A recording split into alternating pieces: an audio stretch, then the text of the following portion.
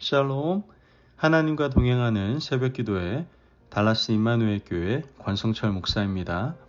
오늘도 하나님과 동행하며 풍성함을 누리시는 저와 여러분 되시길 주님의 이름으로 축복합니다. 오늘 말씀은 사무엘하 12장 26절에서 31절까지의 말씀입니다. 요압이 암몬 자손의 랍바를 쳐서 그 왕성을 점령하매 요압이 전령을 다윗에게 보내 이르되 내가 랍바 곧 물들의 성읍을 쳐서 점령하였으니 이제 왕은 그 백성의 남은 군사를 모아 그 성에 맞서 진치고 이 성읍을 쳐서 점령하소서. 내가 이 성읍을 점령하면 이 성읍이 내 이름으로 일컬음을 받을까 두려워하나이다 하니 다윗이 모든 군사를 모아 랍바로 가서 그곳을 쳐서 점령하고 그 왕의 머리에서 보석 박힌 왕관을 가져오니 그 중량이 금 1달란트라. 다윗이 자기의 머리에 쓰니라.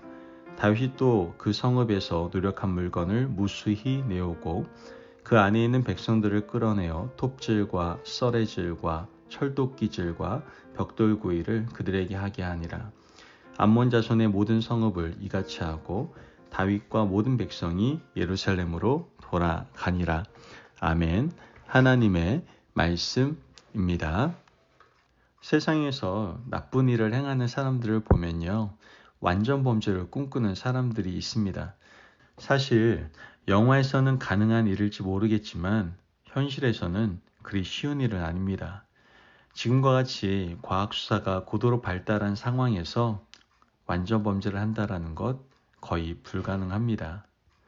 하지만 이 세상에서는 법망을 교묘히 피해서 사람들의 눈을 속일 수 있기 때문에 어느 정도 가능할 수 있을지도 모르겠습니다. 그러나 궁극적으로 누구를 속일 수 없습니까? 하나님은 속일 수가 없다는 것이죠.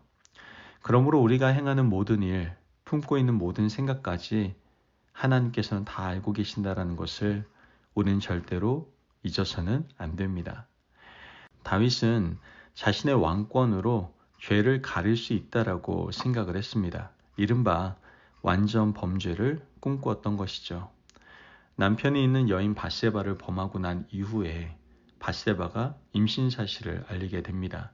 그러자 다윗은 전쟁 중에서 열심히 싸우고 있던 우리아를 불러들입니다. 그리고 집에 가서 편안히 쉬라고 이야기를 하죠. 그러나 충성스러운 신하 우리아는 어떻게 자신의 동료들은 전쟁터에서 피 흘려가며 싸우고 있는데 자기가 집에 들어가서 잘 수 있냐고 생각하며 밖에서 야영을 합니다. 다윗은 계획이 어그러지자 전장의 가장 선봉으로 우리아를 보내라고 전문을 써서 요압에게 보내게 됩니다. 요압은 우리아를 선봉에 세웠고 우리아는 열심히 싸우다가 죽음을 맞이하게 되었죠. 이러한 상황에서 다윗은 완전 범죄를 이루었다라고 생각을 했을 겁니다. 우리아가 죽고 난 이후에 장례가 다 끝날 때까지를 기다리다가 그 후에 밧세바를 왕궁으로 데리고 오게 됩니다. 백성들이 볼 때에는 다윗 왕이 아주 자유로운 사람이고 따뜻한 마음을 가진 사람이라고 생각했을 겁니다. 남편이 죽은 여인, 전쟁에서 죽은 부하의 아내까지 거두어주는 따뜻한 마음을 백성들은 칭송을 한 것이죠. 하지만 하나님은 그 악함을 다 알고 계셨다라는 거예요. 사무엘하 11장 27절 말씀을 보면 그 장례를 마침에 다윗이 사람을 보내 그를 왕궁으로 데려오니 그가 그의 아내가 되어 그에게 아들을 낳으니라. 다윗이 행한 그 일이 여호와 보시기에 악하였더라. 사무엘하 11장 전체의 내용은 다윗이 자신의 죄를 덮어가는 내용입니다. 사람들의 눈은 완벽하게 속일 수 있을지언정 하나님 보시기에는 이 일이 악했던 것이죠. 여러분, 하나님께서는 악한 일에 대해서 반드시 징벌하시는 분이십니다. 그렇기 때문에 우리는 하나님 앞에서 악한 인생을 살아서는 안 되는 것이죠.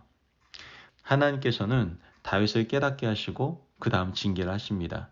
먼저 다윗을 깨닫게 하시는데 선지자 나단을 보내서 한 가지 이야기를 들려주게 되죠. 그 이야기는 다음과 같습니다.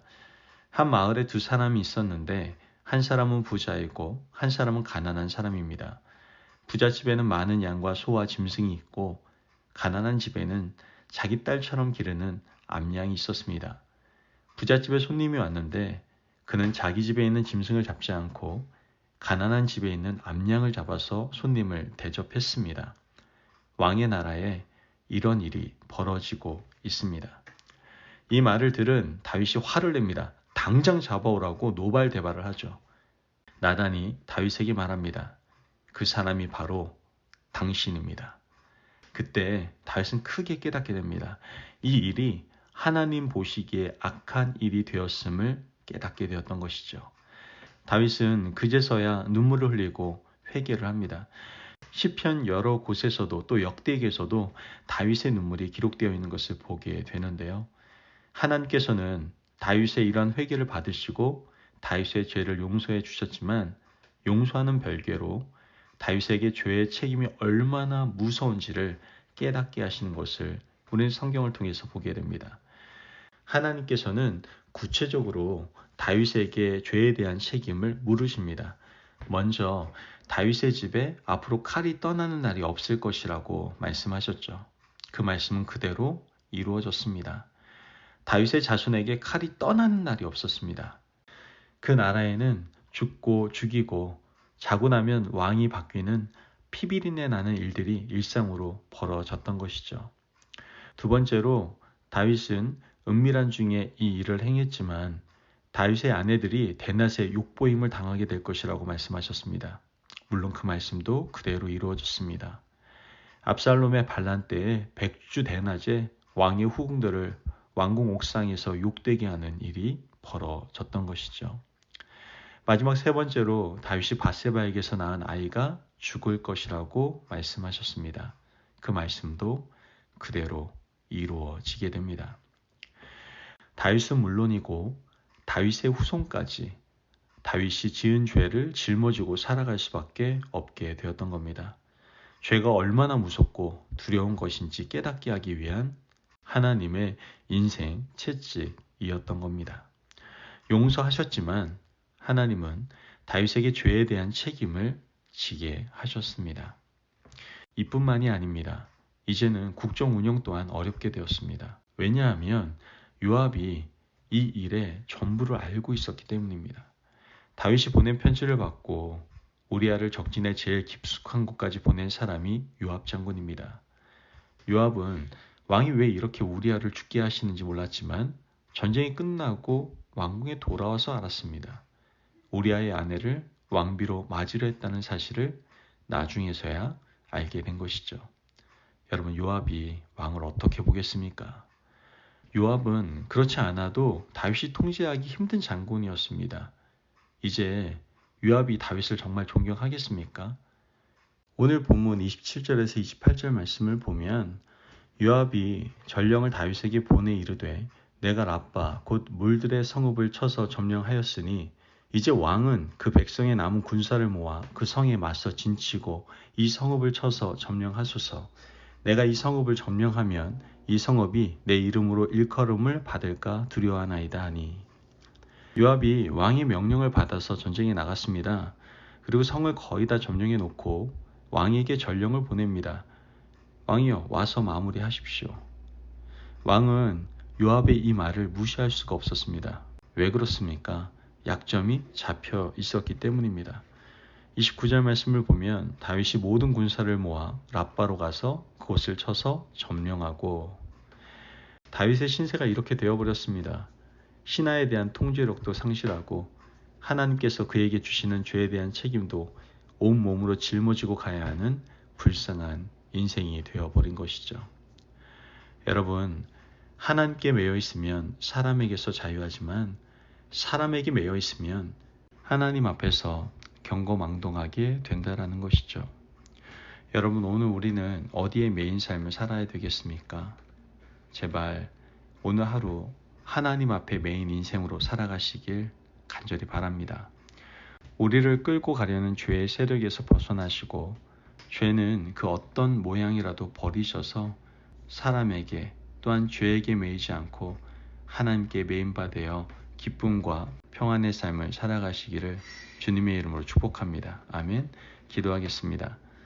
사랑이 많으신 하나님 감사합니다. 오늘도 우리에게 귀한 말씀의 은혜 허락하심을 감사합니다. 하나님, 우리가 오늘 말씀을 통해서 죄가 얼마나 무서운 것인지 알게 됩니다. 이제 죄를 떠나 살아갈 수 있도록 우리를 도와주옵소서. 사람에게 죄에게 매이지 않고 하나님께 매여 살아감으로 자유함과 복된 삶을 살아갈 수 있도록 인도하여 주옵소서. 감사함이 예수님의 이름으로 기도합니다. 아멘. 오늘도 하나님과 동행하며 풍성함을 누리시는 저와 여러분 되시길 주님의 이름으로 축복합니다. 여러분, 죄에서 자유하시고요. 하나님께 매여 늘 아름다운 삶을 살아가시기를 바랍니다. 말씀 안에서 승리하십시오.